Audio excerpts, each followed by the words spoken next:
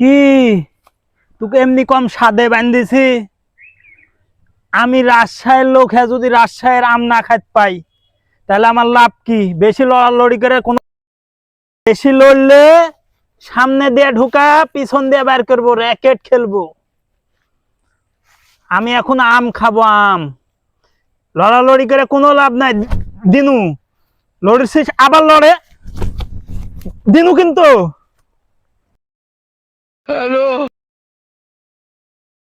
রাজশাহীর আম বাগান থেকে চুরি করে খাওয়ার মজাটাই আলাদা। বাগান আলাক বাইন্দে আম খাসি আজকে, শালাক সেই বান্দা বাইন্দিস।